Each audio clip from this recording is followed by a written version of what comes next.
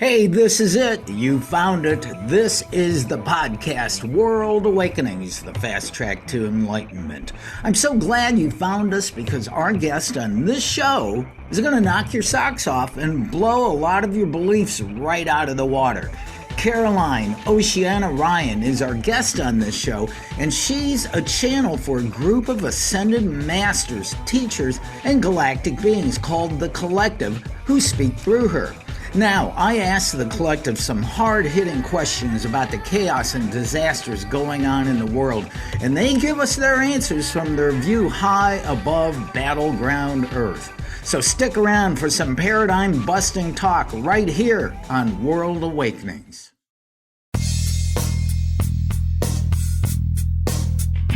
This is World Awakenings, the fast track to enlightenment with your host, Carl Gruber.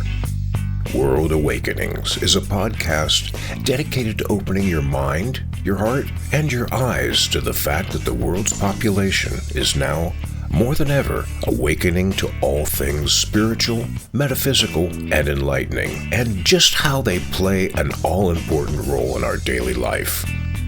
So join Carl on this enlightening experience as he interviews metaphysical and spiritual experts to discuss, debate, and delve deeply into the hows and whys of this worldwide awakening. This is episode number 129 of the podcast World Awakenings, the fast track to enlightenment, the show where we ask the experts, teachers, and masters why now more than ever are the people of the world awakening to all things spiritual, metaphysical, and enlightening. Now, before we meet our featured guest, I invite you to take a moment to click the link below to download your copy of my free ebook, The Three Pillars, a simple three-step process to manifest positive and permanent change in your life. A short, concise book that shows you how to create the life you love to live and live the life you love. So, on today's show, we have a guest who, along with her friends, will absolutely blow your mind and blow many of your established paradigms out of the water. Her name is Caroline Oceana Ryan. Now, she is a channeler, spiritual life coach, and intuitive who has communicated with angels and spirit guides since childhood. She's currently channeling the divine wisdom and higher energies of the Collective, a group of higher beings here to support us as we ascend into fifth dimensional life.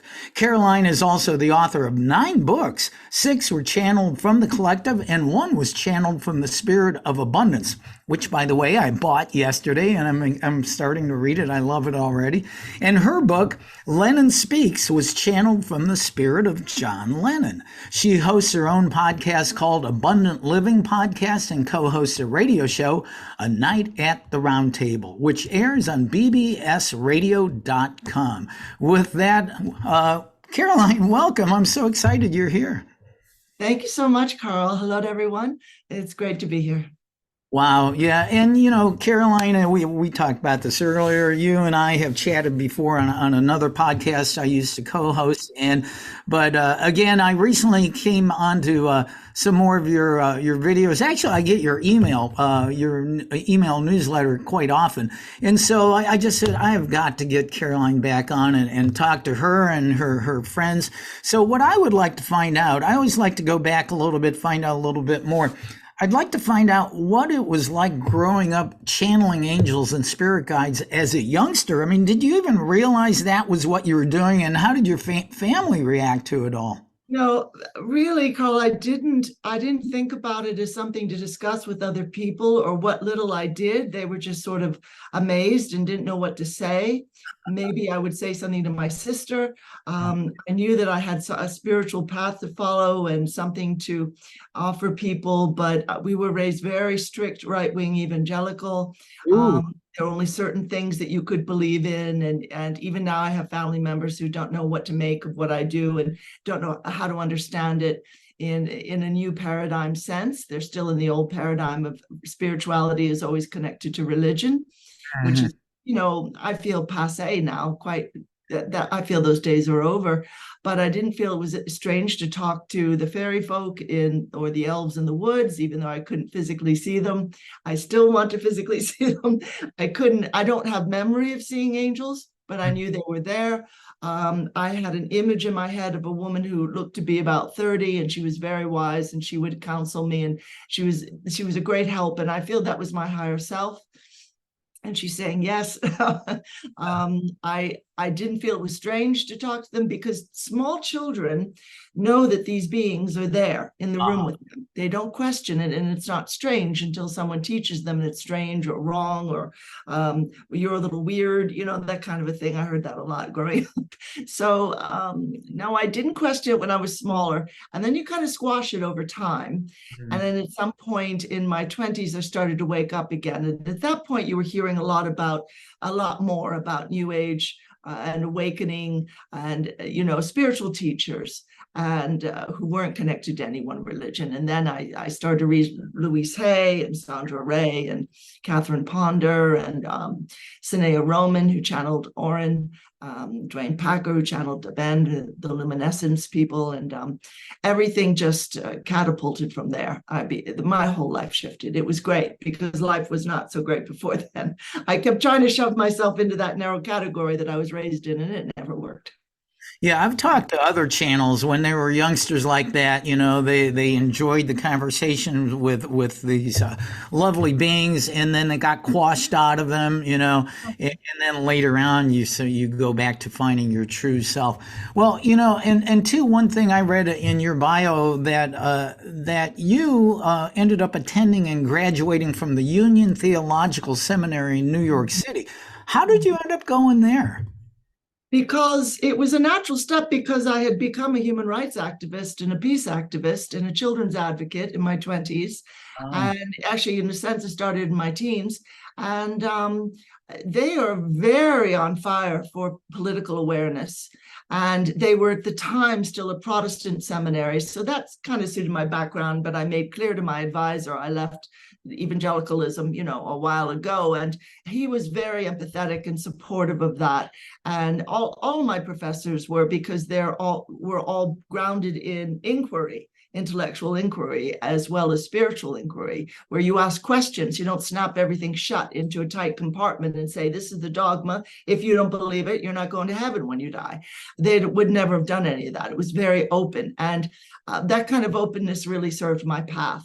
So it wasn't always an easy place, because there was all this kind of defensiveness and anger from students who felt that they'd been kind of oppressed, or felt the prejudices of the world come against them for being a particular color or gender or orientation or sexual orientation or ethnicity or whatever. Drew in a lot of angry activists, probably still does. It's an interfaith seminary now, which I'm very proud of. It should be. So they highlight many traditions and are very open to hearing about ideas and influences from different nations, cultures, etc., throughout time. But yeah, it was really a huge blessing to be there those 2 years. It really was. And what I studied was intercultural education as well as theology. And that is because I've always had a fascination for other cultures. So I lived in England. I lived in the north of Ireland, which people call Northern Ireland, and was a full-time community volunteer there for a year, and which wasn't easy. But and I wrote a book about Northern Ireland as well, about Belfast, and it transitioned from the Troubles to peaceful coexistence between those who call themselves British and those who call themselves Irish.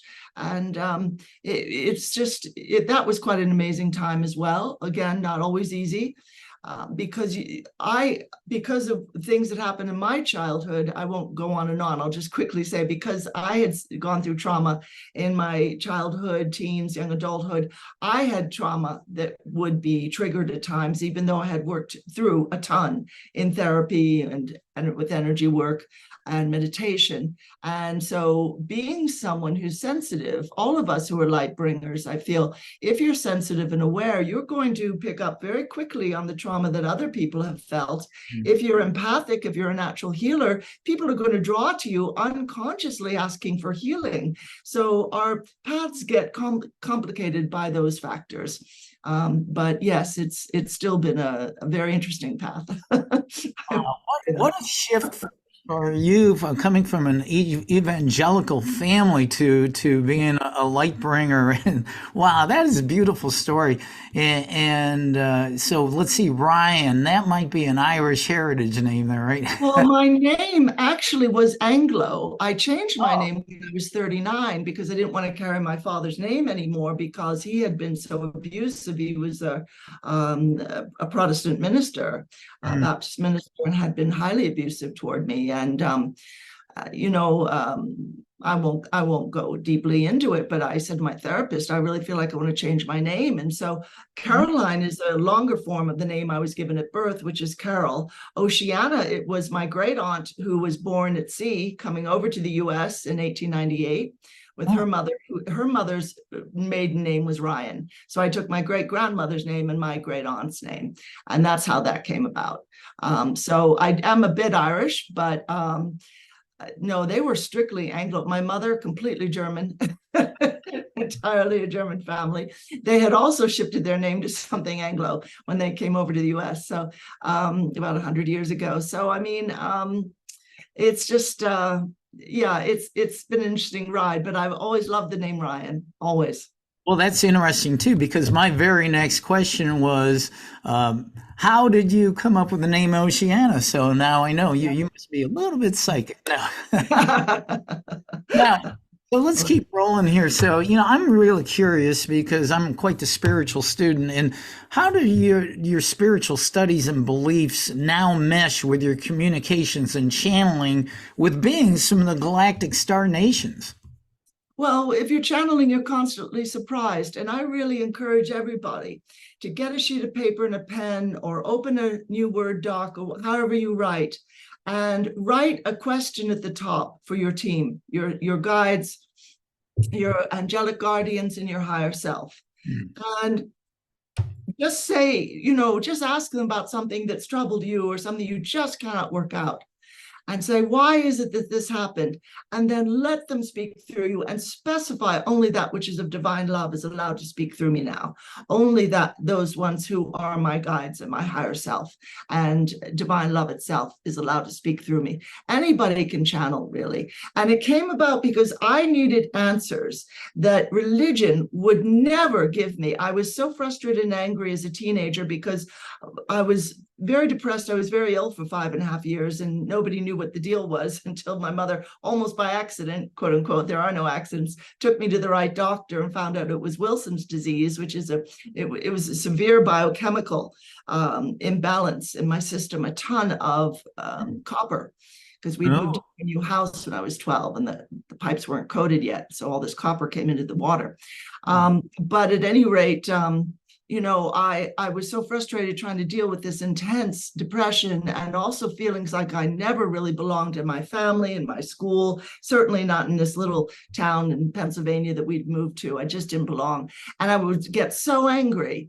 And at first I would get angry at Jesus, at Yeshua, and then I would get angry at angels and at the Bible. And then I began to realize if I start asking direct questions, maybe I'll get clearer answers. And that's why. It didn't come about as a clash. It came about because what I'd been taught for spirituality wasn't spirituality. It was social programming. It was mental programming. And so I had to fly well over that radar and find my own answers by asking the universe, basically. Whoever of love would answer me, I was open to. Yeah.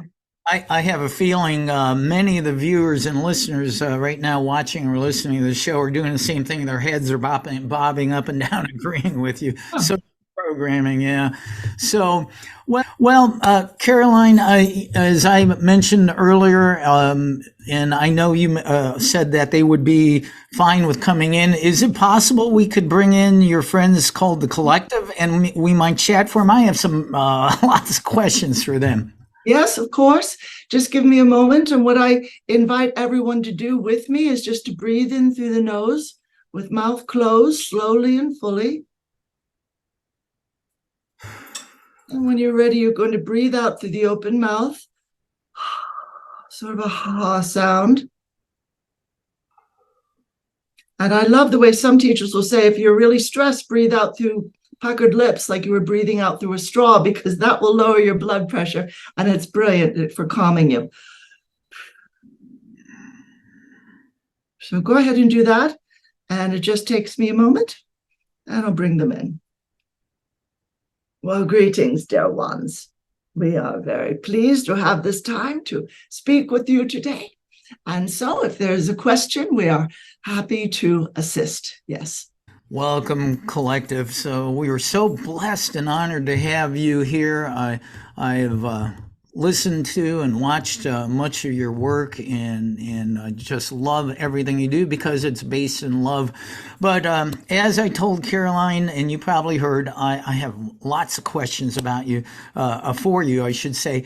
And if you decide not to answer, I'm fine with that. But I would like to know, and I'm sure many of the viewers and listeners, who are you and why do you choose this moment in humanity's timeline to speak to us? These are excellent questions, and we will say quickly, we are many. We are probably in your number system thousands of beings, although we don't keep count, not directly, but we include Fey elders. We include those whom you call ETs, while you are all of you ETs yourself. So of course, if you go down to the DNA level on a galactic sort of view of things, we are angels and archangels. We are gods and goddesses. We are many beautiful things, including the elements of this earth. And so as we speak to you, dear ones, we speak to you from the very fabric of this universe, this flow of energy, which you are all participating in quite joyfully, quite willingly, brave enough to come into a body on the earth at this time. You're all of you with us and one with us. So we do not stand separate from you, but we speak, though we speak as one, we speak somewhat as a separate presence, one might say, because you are being still in a body and wishing to ascend in that body to a higher vibrational level will feel at times, well, those in the higher realms, they're pretty far away. I don't know if they can hear us. I don't know if we're really in touch with them. And so this is sort of not a lifeline. That sounds a bit desperate, just a ray of light in your day, one might say, a support, a help, and an encouragement. And this is why we're here. And this is who we are, representing and also demonstrating divine love. This is a seminal moment on your planet, as you will know. This is why in the higher realms, as you speak with your team, as many speak with their spirit team of angels and guides and higher self, you have come forward at this time to have this beautiful program where you speak to people on these powerful subjects quite openly and strongly. Now, in other lives, you might have been in a position to feel, if I do that, I'll be in trouble with the authorities. If I do that, I will be ostracized. People will think that I'm some sort of witch or some self-made prophet, or they'll think I'm mad and they'll lock me up. Now, in this time, dear one, you have a freedom you did not have. Likewise, our writer and so many others watching now, allowing themselves that beautiful freedom. In truth, all have it, but not all allow themselves it. So, yes, we are participating. It's a movement all of you began. All of you decided to host, all of you decided to celebrate and live out, and we are only celebrating with you. This is all, yes. And everything that you just stated there is one of the reasons that I felt moved back in 2018 to start this podcast. I don't know, intuitively, I just felt as a spiritual student that this is, as you said, a seminal moment, although I didn't know the details, and I just knew that I had to do this. And it's been a beautiful blessing for me and all the people who come to it, and all the great teachers like you that are here. Thank you for that. Now, as I mentioned, I have lots of questions. I usually don't stray into questions on topics of which some may call controversial, but I do have some hard questions about the craziness and systematic chaos that is now almost continuously occurring here on Earth. Now, I've watched several of your videos on which you speak through Caroline, and you indicate that most of the chaos and calamities now happening on Earth and humanity are deliberate intent directed by a dark force trying to keep mankind living in fear and obedience. Why and who or what is behind this dark negative force? Well, really, friends, we would say that it appears to be via their impetus, via their initiation, that these events are occurring. And we would say, yes, all right, they're behind them. They have these pulleys, these levers that they pull. And so they can influence weather, and they can start fires in rather interesting ways, and they can demolish populations, etc. And all this appears horrifying. But we would say that, as we were pointing out in the Maui Fires video, that the souls of all those involved, the soul groups, all decided, seeing that this was on Earth's timeline, that they would use it to lift the dark energies up out of the Earth. So we wish to say that to begin with, it is alchemical as much as it is apparently an outer physical event. It is a highly energetically poised event. And we say poised, meaning it's a jumping off point.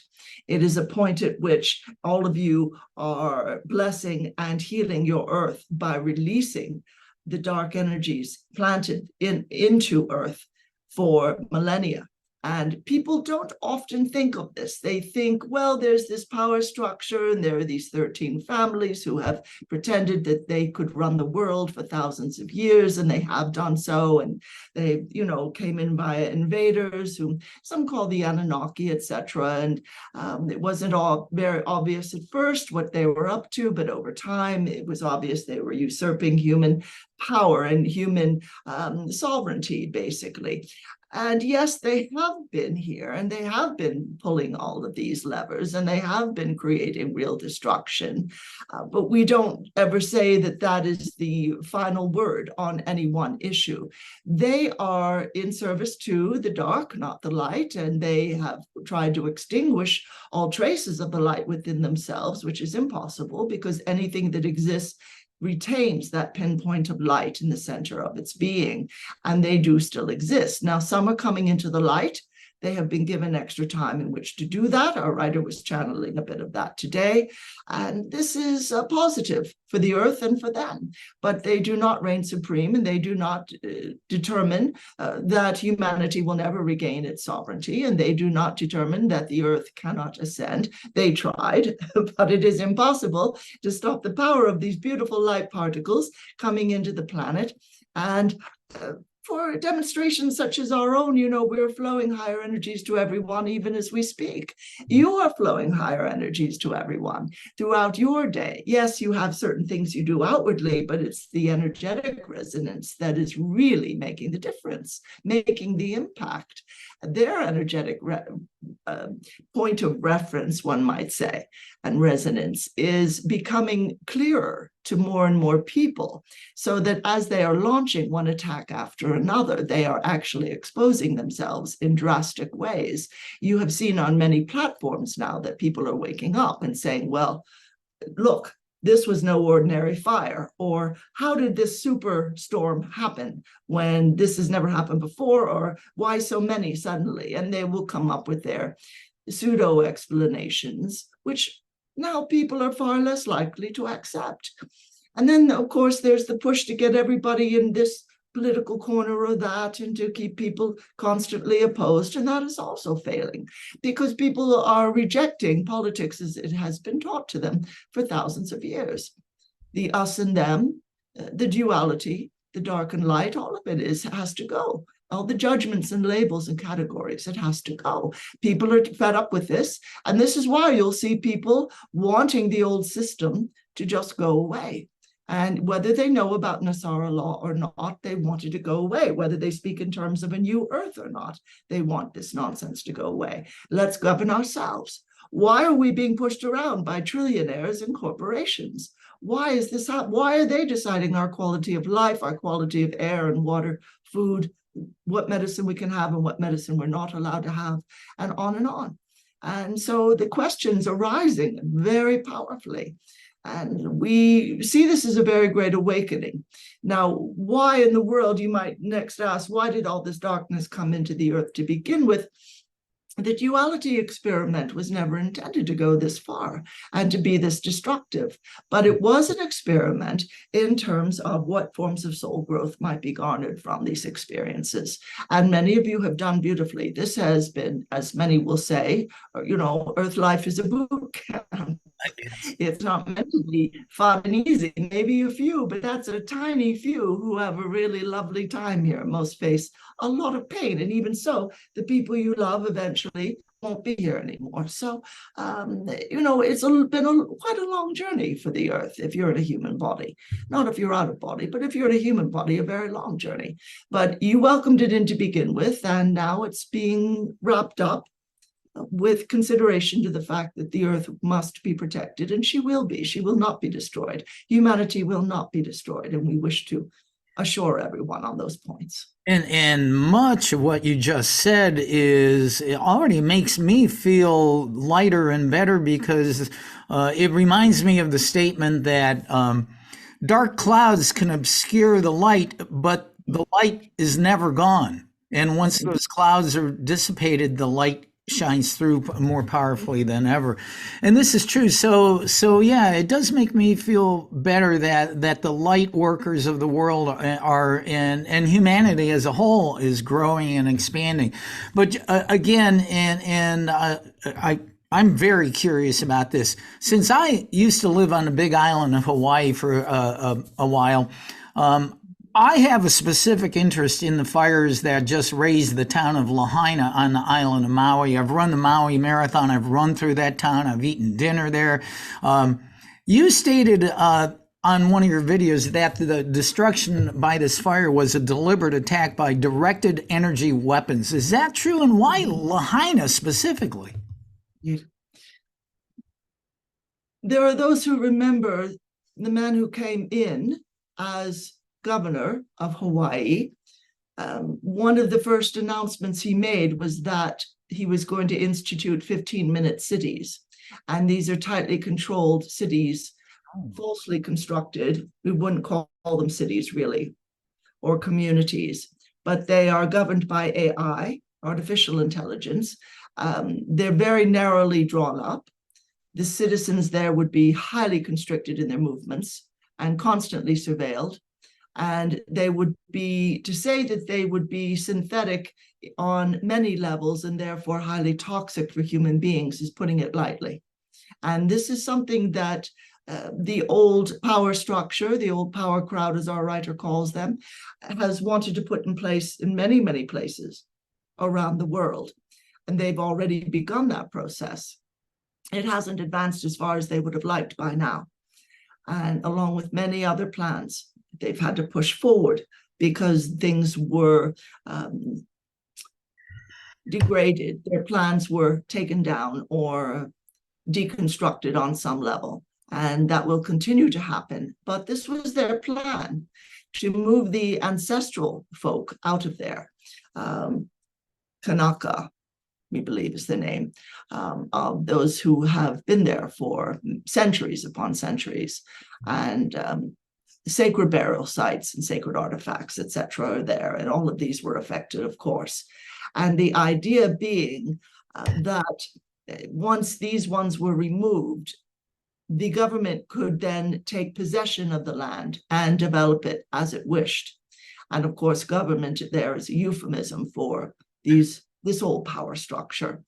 And it's, they just seek constant control over human thought and reason and ability and the very life force within humanity. This is another reason why all these difficult things have happened, because the shock and trauma energy that they reap from what people are experiencing is, as they say, louche, it's fuel for their mechanisms.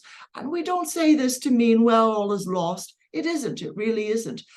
These are last-ditch attempts, dear ones, last-ditch attempts to maintain control and to move forward with their agendas, to move forward with their very old plans, which don't really resonate, don't really make sense anymore, because the earth and her people have moved to a level where they don't resonate with any of that as being their reality, nor are they going to accept it because they're too desperate and frightened and alienated and bereft of belongings and normalcy to accept anything else.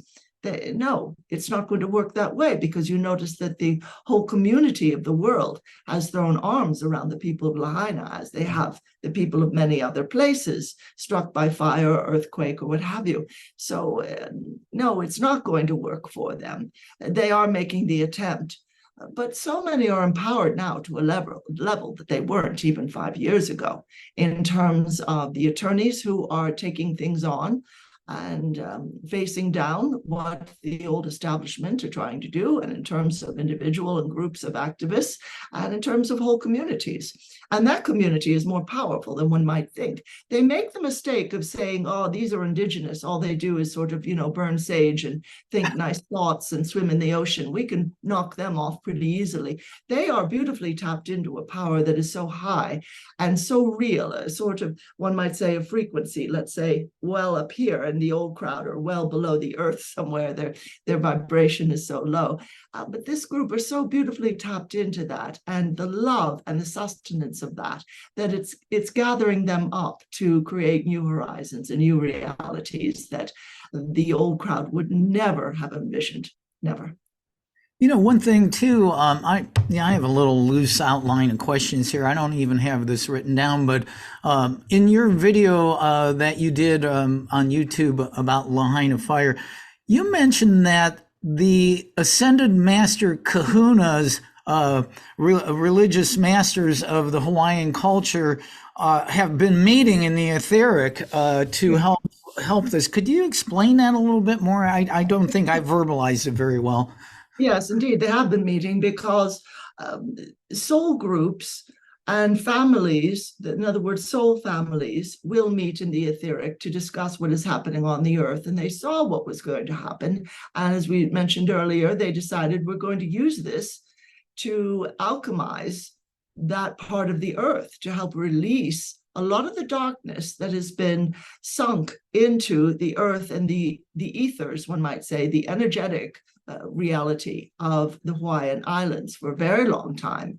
It's been a highly corrupt area, despite all its beauty and the kindness and warmth of the people there.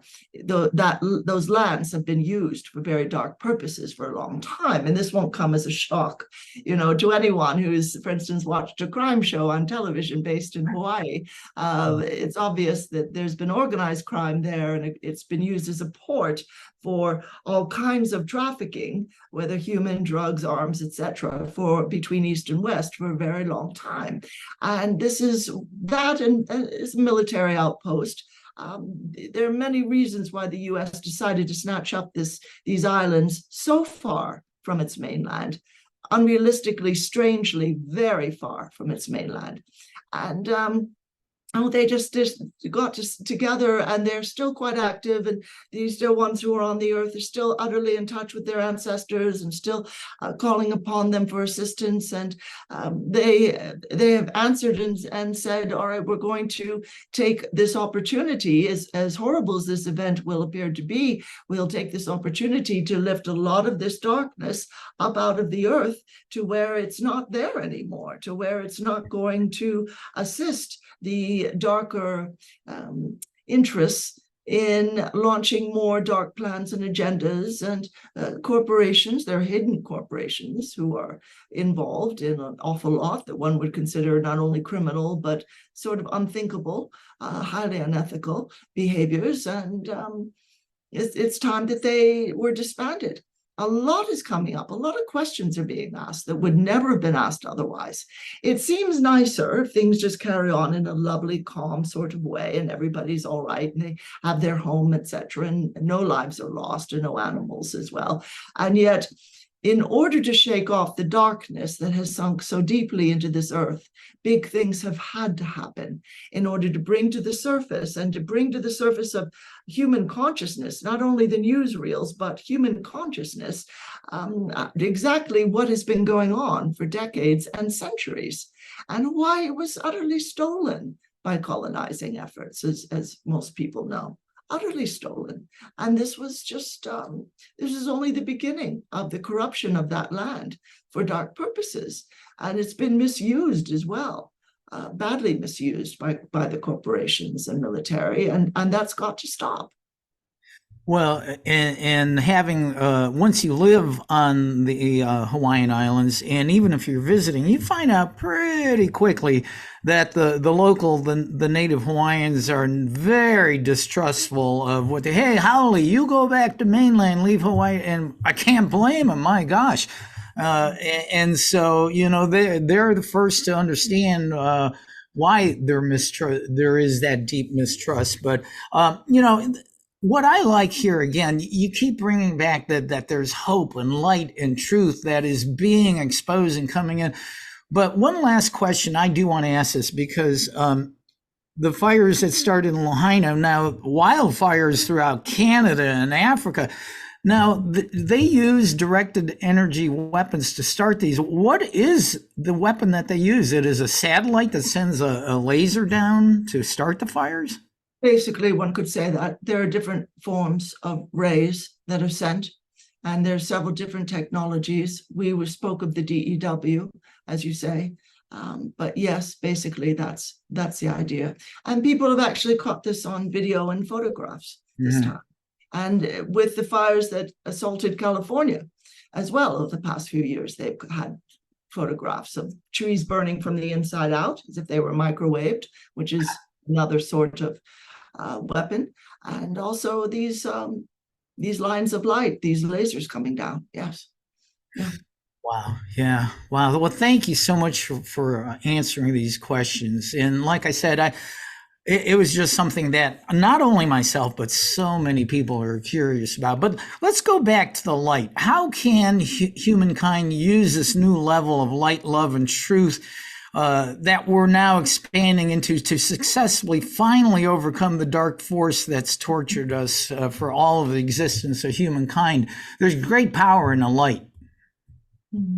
Most assuredly, and this is the power that is metamorphosizing your earth and humanity at the same time.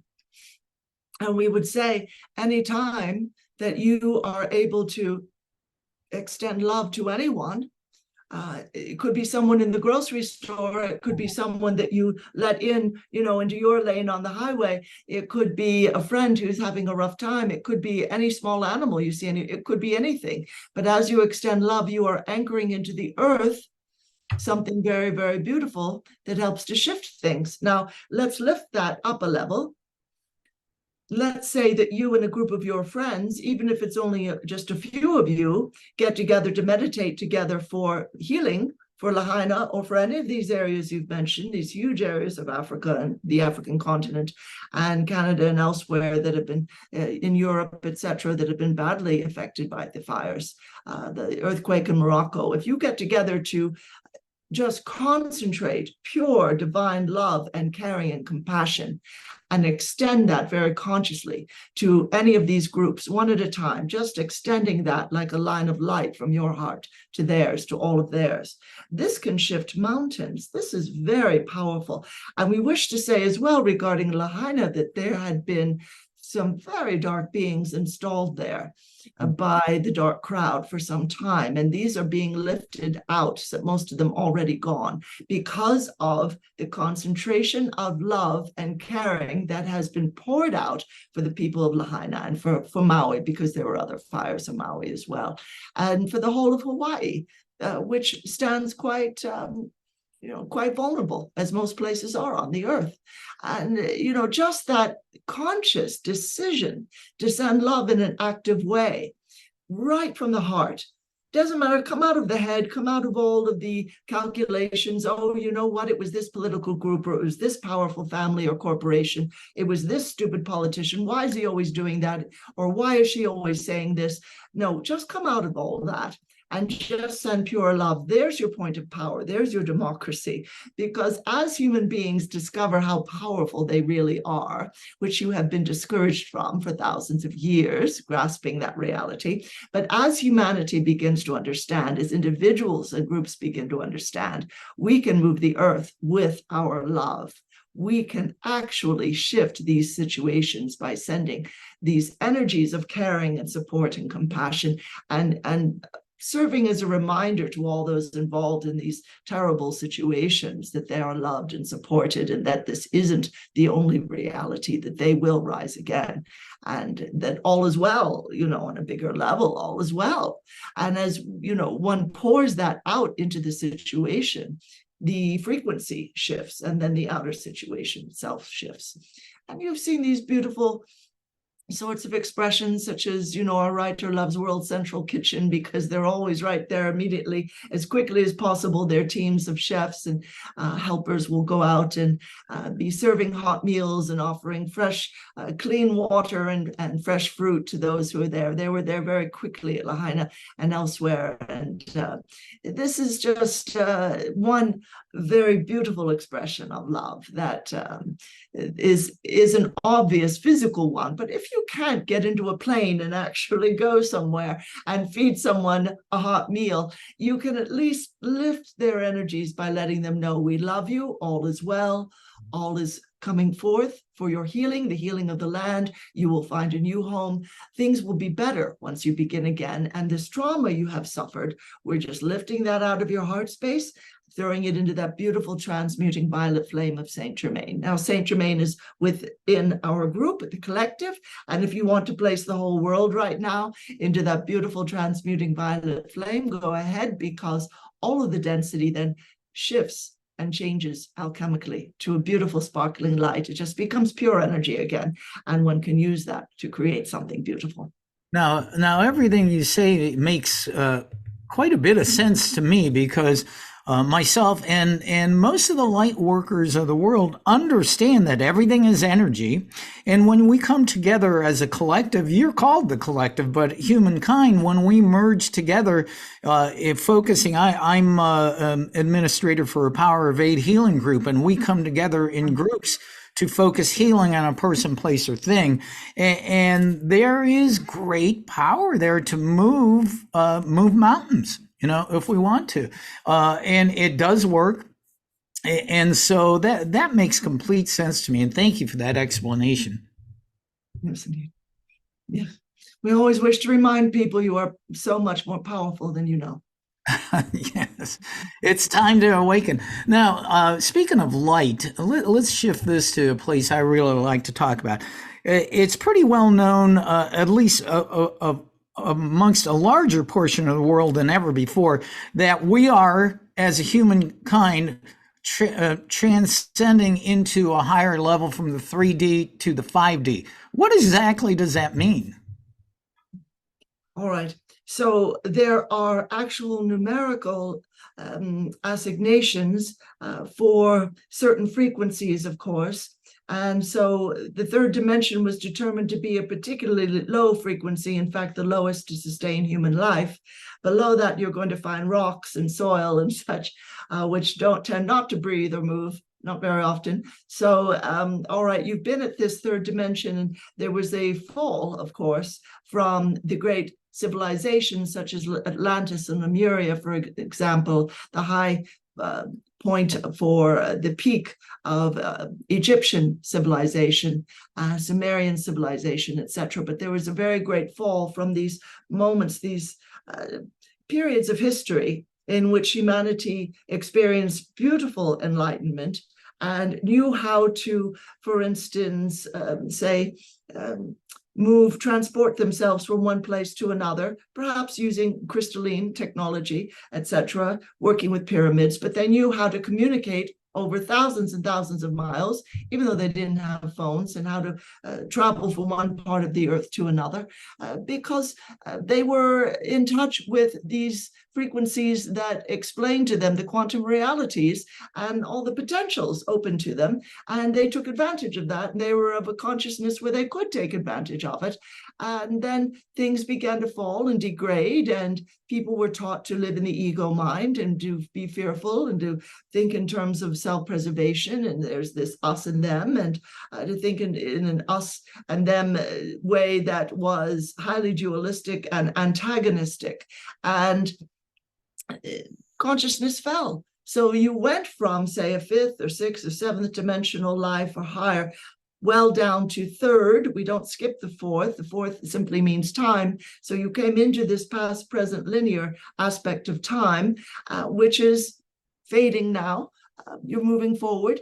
And this is why time is moving so much faster than it ever did in even 20 or 30 years ago, because it's collapsing. All times are becoming the present. And this is how it is in the higher realms. And this is how it is in any higher vibrational reality. So to move to the fifth dimension is to raise one's vibration to where one becomes far more fully, if not completely, one's higher self. And the separation between peoples erases.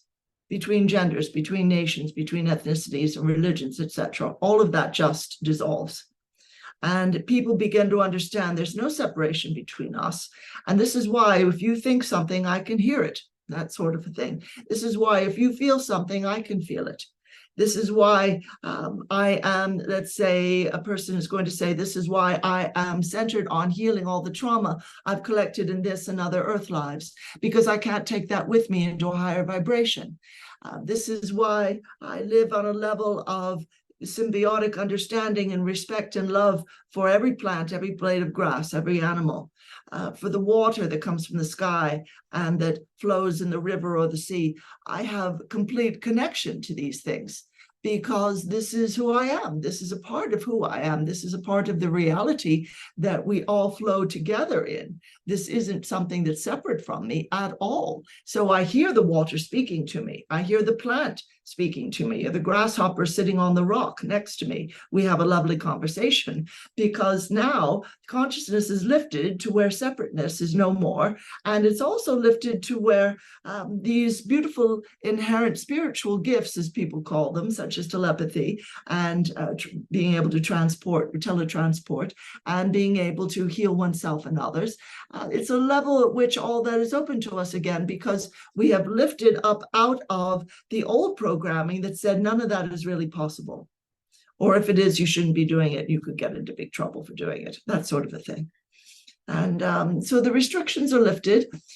As the abilities increase and the sight and the inner hearing increase, also so does the responsibility. So this is the reason for growth at this time, and for releasing the trauma from the earth as well as from humanity, and for learning that compassion and love aren't just something you feel here or there, but they're states that you can live in. And as one begins to live in a state, ongoing state of higher love, one begins to remember who one is. And then all of these outer situations that there are so many built-in reactions and responses for, so many trained responses, all of that just seems to be okay. And the nervousness and the spontaneous reaction to getting a dent in the fender or becoming ill or missing some important appointment, that disappointment is gone, because you realize if all is well, then all of this happened for some beautiful reason, and I accept that. So it's a very different outlook, dear one. Yes. So I think a lot of people who are anxious to ascend to the 5D or the 6D, of course, we imagine or dreaming we're in a body. If a human goes to the 5D or 6D, do they leave their body behind? No, one would say in fifth dimension, such as all of you are moving into, you would still have a body, but of a much finer, higher vibrational material, a higher density, in other words, not such a low density. So it would be much lighter in the sense that you wouldn't need to age. You wouldn't need to get ill or injured. You wouldn't need to feel that you need a lot of sleep at night in order to feel well rested. You're just of a higher level. In fact, many people are coming to the point where they wonder, why do I have to keep eating? And we would say, please do keep eating, because you do need that. But the fact that the question popped into the mind, and they just said, why can't I just drink structured water, or water that's been in the sunlight and been purified by the light, or, that organs water, that sort of a thing, gas in a nanostate, which is plasma water. They're beginning to wonder, well, why can't I just live that way? And this is understandable, because you're starting to make that beautiful connection. You're starting to cross that bridge over into higher density. Yes. Maybe if I reach 5D, I go running outside on a daily basis. Maybe I'll be a better runner then. You will, and you'll run for different reasons as well. Yes, I believe that. Yeah. The joy of it, you'll just be fully in it every single second. You know what? I'm pretty much there with it now. I really Very do. good. Excellent. Running is my daily meditative time. We are speaking with the amazing Caroline Oceana Ryan. She is the voice for the collective who we are speaking to right now. One other topic I would like to broach, and I know this seems to be pretty near and dear to you. It's something that I think much of humanity, especially in America, is not even aware of. There's something called NESARA. What is this?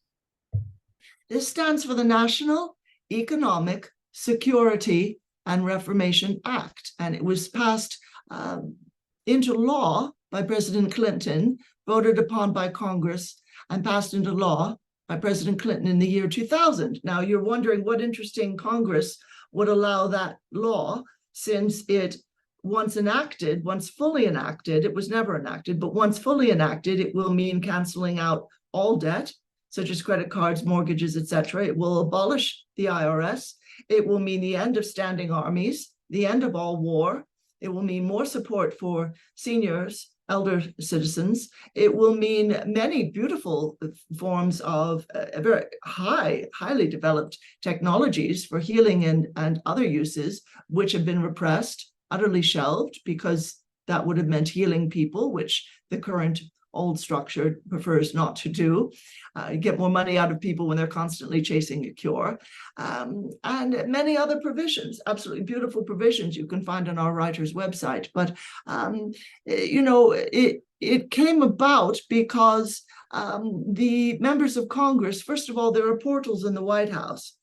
And there is this beautiful group of beings called the Ashtar Command, which is for which the admiral is Lord Sananda Kumara, and the captain, Ashtar. And they are always in connection to the governments of the earth. They don't tell them what to do, but they're always in connection.